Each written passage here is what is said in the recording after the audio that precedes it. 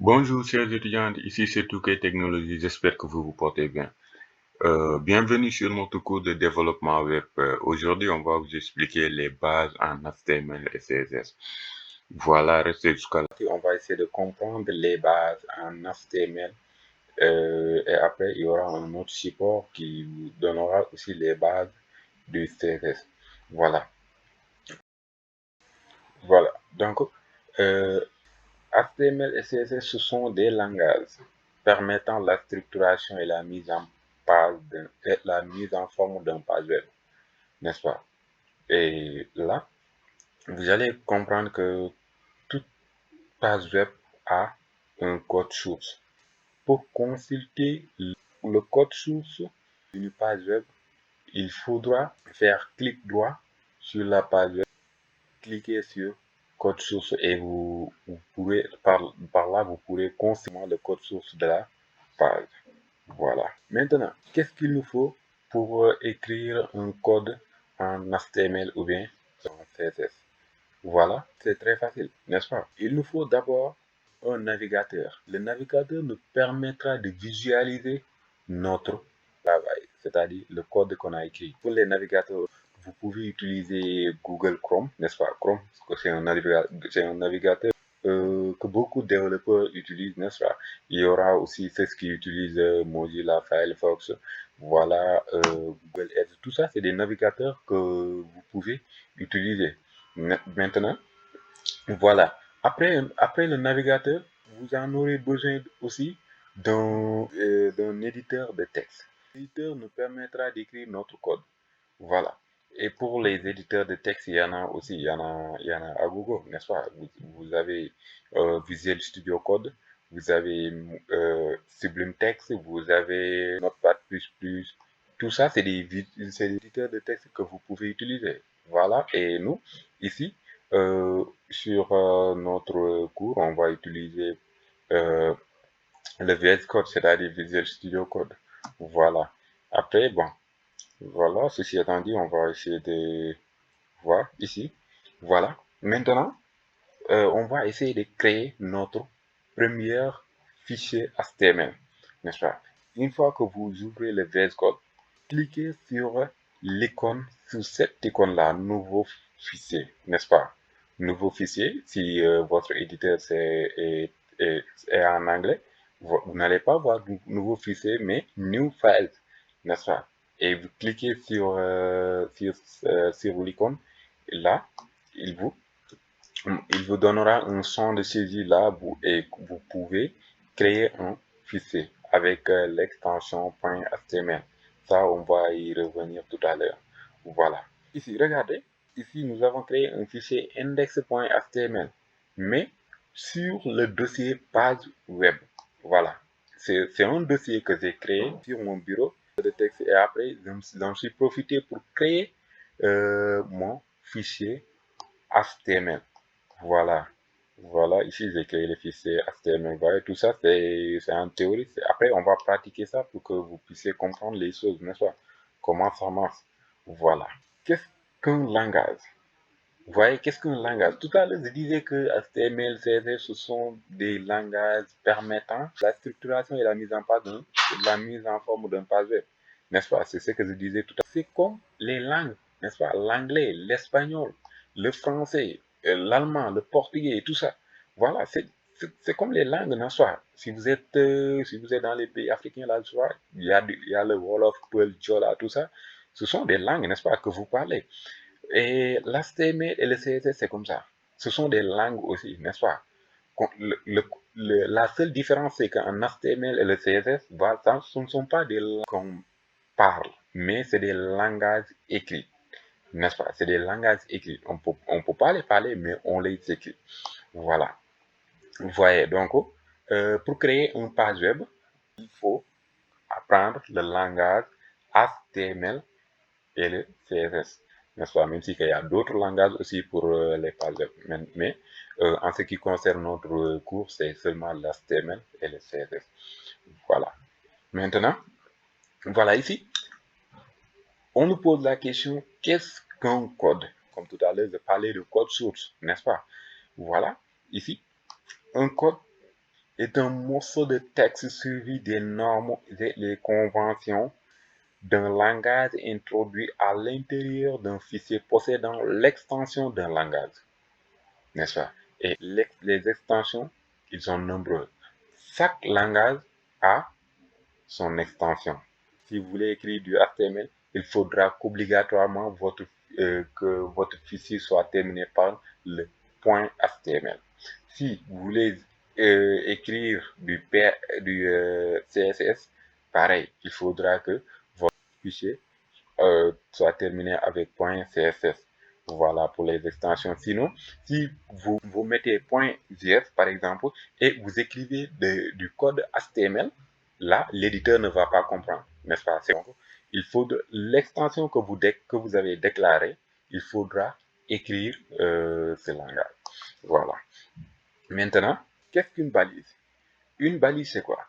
Vous savez qu'en HTML, pour écrire du code en HTML, il y a des prérequis que vous devez respecter. Là, c'est obligatoire, n'est-ce pas? Chaque langage a ses prérequis. Voilà. Et l'HTML vous dira que, moi, il faudra que vous utilisez des balises. Voilà.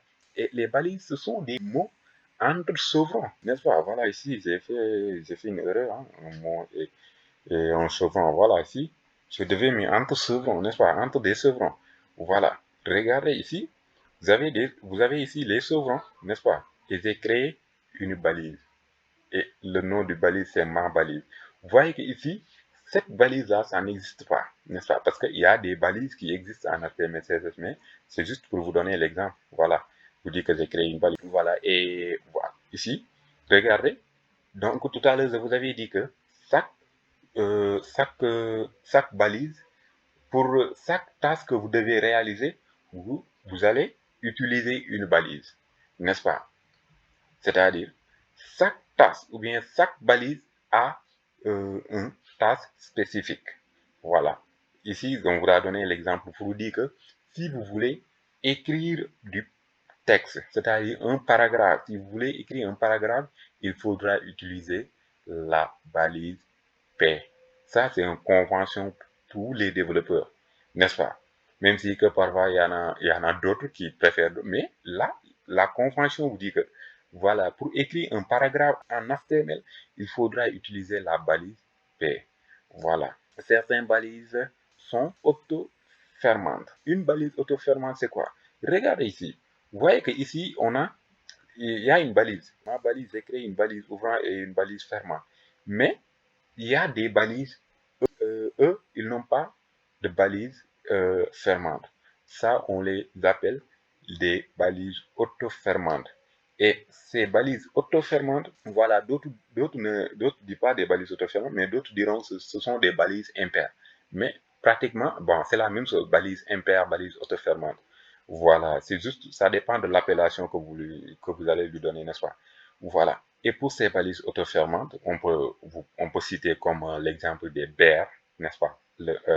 La balise bear, la balise HR, AMD, Meta, Input, Link, tout ça, ce sont des balises, n'est-ce pas? Il y a beaucoup de balises en HTML, ça vous devez le comprendre en fait. Voilà. Tout à l'heure, vous parlez de chevrons, voilà, voici les chevrons, voilà. Ce sont ces caractères-là, voilà. Et si c'était du mathématiquement, je dirais ça, c'est un signe inférieur et ça, c'est un signe supérieur. Voilà. Mais ici, voilà, on parle pas du math, mais c'est de la, c'est de l'informatique en fait. Voilà, même si que c'est un peu lié. Voilà. Ça, on l'appelle les chevrons. Voilà. Ok. Donc, et voilà, qu'est-ce qu'un attribut? C'est quoi un attribut? Ça, c'est une balise auto-fermante, n'est-ce pas? Une balise auto-fermante, n'est-ce pas? Avec un mot à l'intérieur, le mot subset, n'est-ce pas? Et un attribut, c'est quoi? C'est un mot ou un attribut complémentaire venant se glisser à l'intérieur d'une balise. Vous voyez? Donc, les attributs, vous les trouvez à l'intérieur des balises. Et voilà, vous voyez? Voilà, c'est là. Meta, subset, voilà, il y a beaucoup d'attributs. Il y a comme les attributs style, voilà. Il y en a beaucoup d'attributs. Voilà, et vous verrez que lors des pratiques, vous allez voir que vous pouvez, dans une balise, vous pouvez en avoir deux attributs, n'est-ce pas? Vous pouvez en avoir pas seulement un, mais 2 à 3 attributs, c'est possible dans une balise.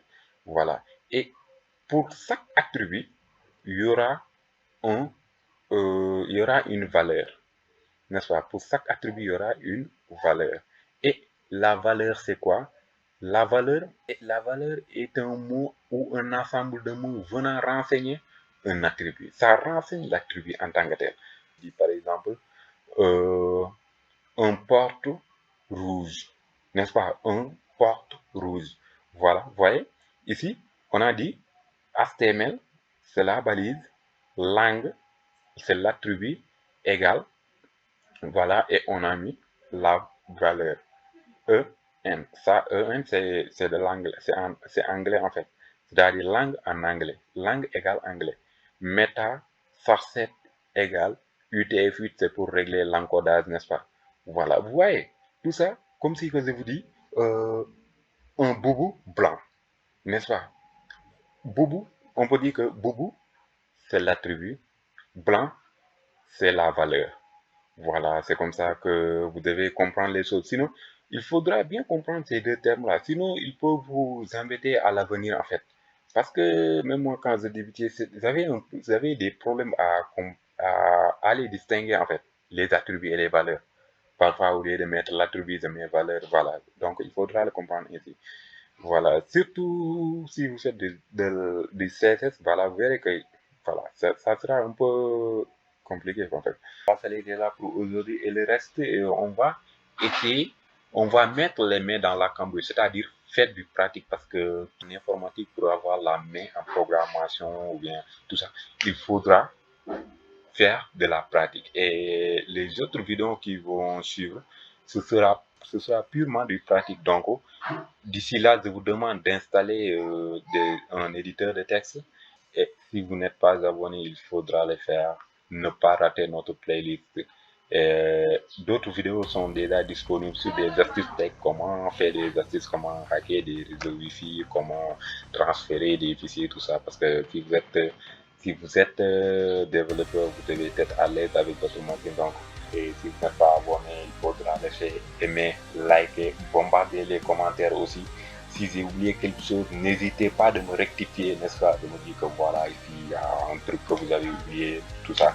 Et on va prendre ça en note que, voilà, demain, on va pas oublier d'autres choses en fait. Voilà, merci beaucoup, je vous remercie. On se donne rendez-vous sur d'autres vidéos. Ici, c'est tout Technologie, la clé de ce porting.